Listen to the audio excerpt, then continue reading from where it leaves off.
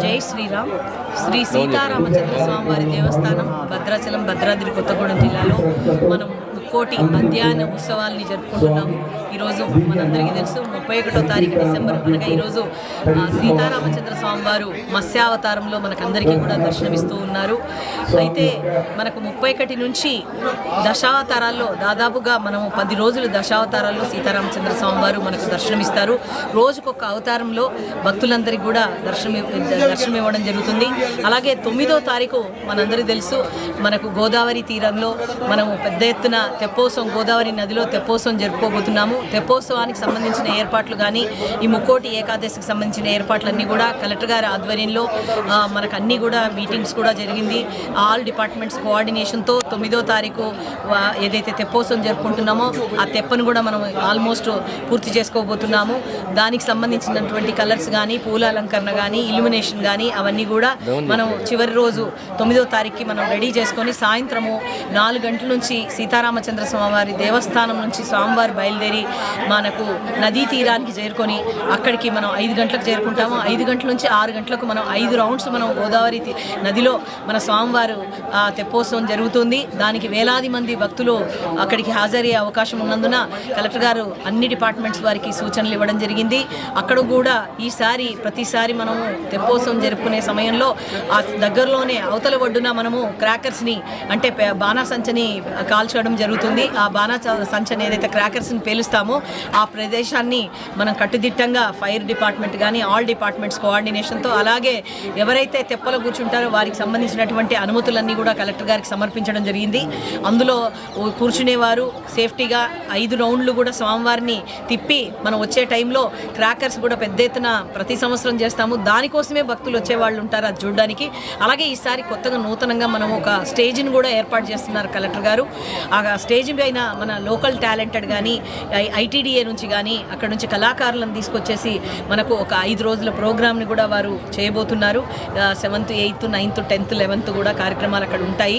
ఆ కార్యక్రమాలందరికీ కూడా పెద్ద ఎత్తున భక్తులు ఎక్కడైతే తెప్పోత్సవాన్ని చూడడానికి వస్తారో వారికి కూర్చునే ఏర్పాట్లు కానీ, ఆ కార్యక్రమాన్ని వీక్షించేందుకు కానీ, అలాగే అక్కడికి వచ్చేటువంటి భక్తులకు ప్రత్యేకంగా ఈసారి స్టాల్స్ని కూడా ఐటీడీఏ ఆధ్వర్యంలో స్టాల్స్ని కూడా ఏర్పాటు చేస్తున్నారు. కొన్ని అంటే వచ్చే పిలిగ్రిమ్స్కి భక్తులకు చాలా సదుపాయాలు ఇస్తూ కొత్తగా నూతనంగా టెంట్స్ని కూడా అక్కడ కొంత ఏర్పాట్లు చేస్తున్నారు. ఇక్కడికి వచ్చేటువంటి భక్తులకు ఈకో టూరిజం దృష్ట్యా ఇక్కడ చుట్టుపక్కల ఉన్న ప్రదేశాలని మరియు ముక్కోటి అధ్యయన ఉత్సవాల్లో భక్తులు పాల్గొనేటువంటి వచ్చే భక్తులందరి కోసం కొత్త కొత్త వసతుల్ని మనం అక్కడ ఏర్పాటు చేయబోతున్నాము. దానికి కూడా పనులు పూర్తి వస్తున్నాయి. ఆ రోజు తెప్పోత్సవం జరుపుకుంటాం. మరుసటి రోజు అంటే ఆ రోజు 9వ తారీఖు రాత్రి నుంచే కార్యక్రమాలు మనకు వైకుంఠ ద్వారంది కార్యక్రమాలు మొదలవుతాయి. మొట్టమొదటిసారిగా తహసీల్దార్ వారి సేవ ఉంటుంది, అలాగే లోకల్ తహసీల్దార్ వారి సేవ, అలాగే దాని తర్వాత ఉదయం 5 నుండి 6 గంటల వరకు మనకు ఇక్కడ వైకుంఠ ద్వార దర్శనం ఉంటుంది.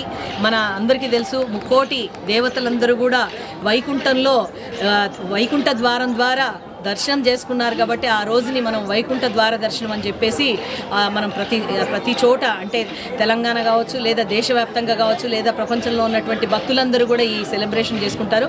దానికి కూడా ముక్కోటి ఏర్పాట్లకు ఏదైతే మిథిలా స్టేడియంకి ఎదురుగా ఉందో ఆ ప్రాంతాన్ని సిద్ధం చేయడం జరుగుతున్నది మీకు తెలుసు. దానికి సంబంధించినటువంటి 5 సెక్టార్లను మనము టికెట్స్ కూడా కలెక్టర్ గారి మీటింగ్ తర్వాత 11 డిసెంబర్ నుంచే మనం టికెట్లన్నీ కూడా ఆన్లైన్లో అంటే 75% టికెట్లు ఆన్లైన్లో పెట్టడం జరిగింది. మిగతా టికెట్స్ని సిఆర్ఓ ఆఫీస్ దగ్గర కానీ, లేదా మన ఏదైతే టెంపుల్లో కానీ, లేదా ఆర్డీఓ ఆఫీస్ దగ్గర కానీ మనం సేల్ చేస్తున్నాము. అలాగే డైరెక్ట్ సేల్ కూడా మనకు ఇక్కడ భక్తులకు వచ్చే వాళ్ళకు కూడా అందుబాటులో ఉంచుతున్నాము. అలా వచ్చే భక్తులందరికీ కూడా ఆల్ డిపార్ట్మెంట్స్ నుంచి మంచినీటితో సహా అన్ని సౌకర్యాలను కూడా కల్పిస్తున్నాము. ఇప్పుడు మీరు చూస్తున్నారు ఏదైతే దశావతారాలు అంటే 31 నుంచి దాదాపుగా 10 రోజుల దశావతారాల్లో ఈరోజు మత్స్యావతారంలో మనం ఇక్కడ ఘనంగా ఇక్కడ వైకుంఠ ద్వారంకు ఎదురుగా ఉన్నటువంటి మిథిలా స్టేడియంలో మనం ఒక స్టేడియం ద్వారా సాంస్కృతిక కార్యక్రమాలు ప్రతి సంవత్సరం మాదిరిగా ఇక్కడ మనం జరుపుకోబోతున్నాము.